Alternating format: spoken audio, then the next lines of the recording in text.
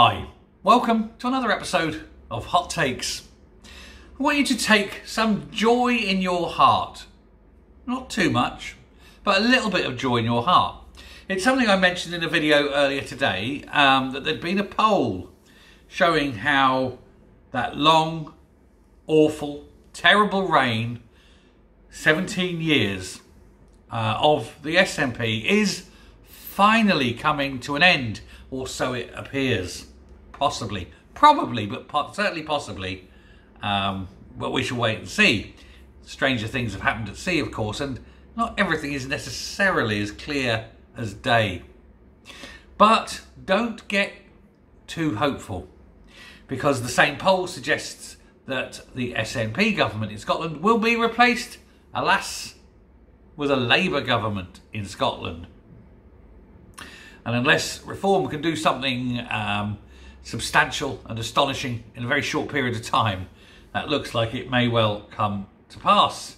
But Labour are set, according to this poll, to form the next government. Now, awful as Labour are, we know they are at least not the SNP. They are vaguely unionist, allegedly. We shall wait and see.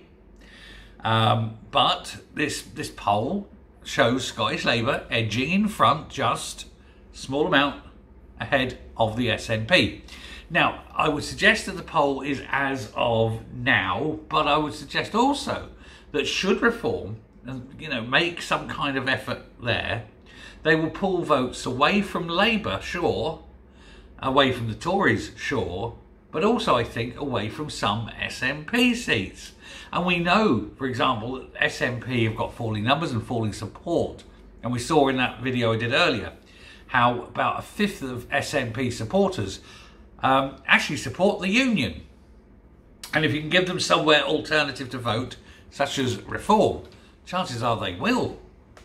And so I think that, definitely the SNP are out. It's a question of, will Labour get in? And certainly will they get in as the biggest party, that kind of thing. There's going to have to be, I think, a coalition. But it's a coalition of whom? Liberals, probably. Lib and Lab Pact. Remember that? If you're old enough? Good Lord. Anyway, Survation, who did this poll, found the two parties were on 28% support in the constituency vote among likely voters. However, Mr Sarwar's party enjoys a 1-point lead over Swinney's at 25 and 24% respectively in the regional list vote. Now this is significant because that 1% could just swing an extra seat or two, and that would make the difference. And if Labour were the largest party, of course, they would be invited to form the government. As I say, with the numbers looking as they are, it's probably going to have to be a coalition, certainly of at least one other party, but possibly two. We shall wait and see. So there will be a hung parliament on these numbers, but Labour will be the largest with 43, and the SNP on 39 or so. But like I say, this is without the effects of Reform, so take these numbers with a massive pinch of salt. There would, however, be a huge pro-UK majority of 80%.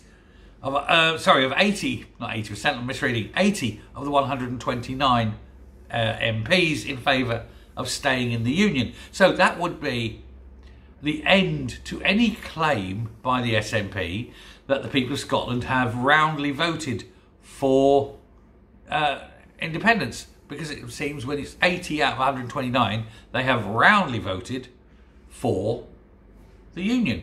And that figure is around the 2/3, isn't it? So it's similar in size to those who would vote for a union, as we discussed in an earlier vote. But it does mean that hapless John Swinney will be out, assuming he's still leader by then. May not be, no guarantee. It'll probably be Swinney. So we could say, it could be Flynn. So we could say hapless Stephen Flynn will be out, and he can take his useless party with him. They can go and sit in the opposition benches and glare. How dare we not be in power? How dare we not be the natural voice of Scotland? Blah, blah, blah. But Scotland has spoken now. Scotland has made its mind up. It is pro-union and it is anti-SNP. Unfortunately, it appears that it's going to be very pro-Labour. That's, of course, the other issue. Will the awfulness of the Labour Party in Westminster taint Scottish Labour enough that people feel they won't be able to vote for Scottish Labour? That's the big decision. That is a massive stone in the water, if you will. The ripples from that will fly out in all directions. We don't know. And that's why I say it's important for Reform to be there, to show their presence, waggle a tentacle, you know, come on the balcony and say, look, we're here, vote for us. Because they'll pull Tory votes, they'll pull Labour votes, they'll pull SNP votes. It makes everything random. I mean, it really does stir the pot when it comes to these figures. But we do have the breakdown on current trends from this this particular survey.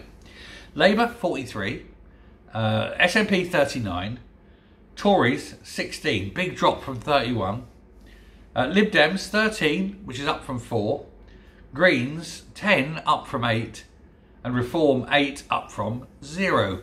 But I think that number for Reform of 8 could be greater, because I don't think Labour are going to do quite as well as they think because of the effects of Westminster. And I think people who vote Labour are more likely to vote Reform than SNP. So SNP could end up with about 15, 16 seats, something like that. Maybe doubling what's predicted. That makes them a major power base. Now, I think Labour would prefer to work with Reform than they would with, say, the SNP or the Greens. They know that the Greens are toxic. So I think that will be the direction of travel. I think it'll be a Labour government in cahoots with Reform. I don't think they'll go into cahoots with the Conservatives.